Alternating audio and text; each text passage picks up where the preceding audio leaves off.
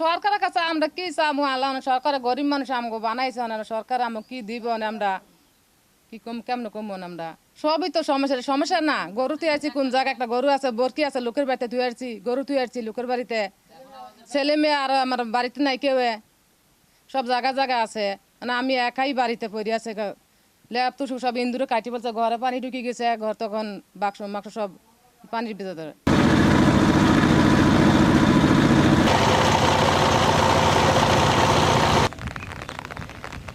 এদিকে চলে আসো 250টিরও বেশি ডিজাইন অপশন নিয়ে ওয়ালটন স্মার্ট ফ্রিজ বোঝে আপনার প্রয়োজন। ভাই খুবই ভয়াবহ অবস্থা এলাকার বন্যাতে দেখতে পাচ্ছেন পানি সব ডুবে গেছে এলাকার মানুষ খুবই মানে কষ্টেতে আছে এই এলাকায় এই পর্যন্ত কোনো ত্রাণ কোনো সরকারি বা অনুদান আসে নাই এখন পর্যন্ত আসে নাই এই জায়গাতে নদীতে ভাঙছে নদীতে মানুষ এদিকে গেছে এদিকে গিয়ে তারা এখনও ঘর বাড়ি তুলতে পারে নাই সব পানির ভিতরে পড়ে আছে মানে খুবই ভয়াবহ অবস্থা পানিতে ভাসতেছে এক কথা কি পানিতে ভাসতেছে এই জায়গাটা একটা এলাকা গ্রাম ছিল ভাই এই গ্রামটা মানে নদীতে ভাঙছে নদীতে ভাঙার পরে এখানে আবার বর্ষা পানি ডুবে গেছে সব কিছু নদী যখন ভাঙছে তখন পানি ছিল না পরে নদীতে ভাঙার পরে বাড়িঘর ভাঙার পরেই আবার সব ডুবে গেছে এলাকা কারণ মানুষের ঘর বাড়িগুলো তুলতে পারে নাই ঠিক মতো পানিতে ভাসতেছে সব কিছু মানুষের অবস্থা খুবই খারাপ মানুষ এখন মনে করেন যে চলাচল ব্যবস্থা খুব খারাপ বাজারঘাটও নাই দোকানপাটও নাই যে একটা জিনিস কিনা খাবে অনেক দূরে বাংলাদেশ যাইতে হয়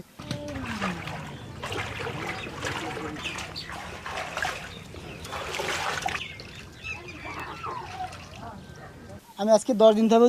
ঘরে বন্দি মানে পানিতে মানে থাকতে পারছি না আমার বউ ছেলে মনে করেন ছেলে পেলে লেতে থাকা যায় না লাইও থাকা যায় না তো আমার বউ ওই জায়গা থেকে আসছি মানে শুকনো জায়গা থেকে আসছি আর আমি যে নৌকা থাকি নৌকা দিয়ে রান্ধি নৌকা দিয়ে খাই যে গরু টরু আছে ওখানে গরু আছে আমার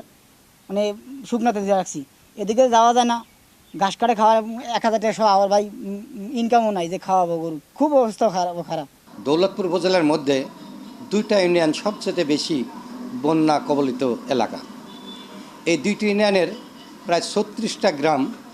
পানিবন্দী অবস্থায় আছে আমাদের রামকৃষ্ণপুর ইউনিয়নের 16টা গ্রাম আর বাকি চিলমারি ইউনিয়ন 20টা ইউনিয়ন গ্রামের মানুষ পানিবন্দী অবস্থায় আছে আমাদের রামকৃষ্ণপুর ইউনিয়নের 19টা গ্রামের মধ্যে 16টাই পানিবন্দী অবস্থায় আছে এই পানিবন্দী অবস্থায় আমাদের যে রাস্তাঘাটগুলান তলিয়ে যাওয়ার কারণে আমাদের ছেলেমেয়েরা স্কুলে আসতে পারছে না এতে খুব কষ্ট হচ্ছে তবে আমাদের ইউনিয়নের আরেকটা সমস্যা যে চাষিরা যে বন্যায় মশকলাই চাষ করেছিল সেগুলান প্রায় 600 থেকে 700 একর জমি বন্যায় ক্ষতিগ্রস্ত হয় এখন চাষিরা অসহায় অবস্থায় জীবনযাপন করছে তাই আমি ঊর্ধ্বতন কর্মকর্তা যারা আছেন বা কর্তৃপক্ষ যারা আছেন তাদের কাছে অনুরোধ করব এই সব চাষিদের পাশে দাঁড়ানোর জন্যে তারা যাতে আর্থিক ক্ষতি উন্নয়ন কিভাবে করা যায় বা চাষিদের পাশে কীভাবে দাঁড়ানো যায় সেই সদাই দৃষ্টি রাখার কামনা করছি আমি এখন আমার খুব ক্ষুধা লাগছে আমি খাবো কি রান্না করছো আসো দেখো তুই ভালো রান্না করছো আমি তো মাঝে মাঝে চিন্তা করি আমি রান্না কেন করি তোমারই করা উচিত হার্ড ওয়ার্ক করুন লাগবো আমি চাকরি করবো না ছেড়ে দিচ্ছি আমি প্রেগনেন্ট একজনের উপার্জন দিয়ে কি এই ঢাকা শহরে একটা ফ্যামিলি চলে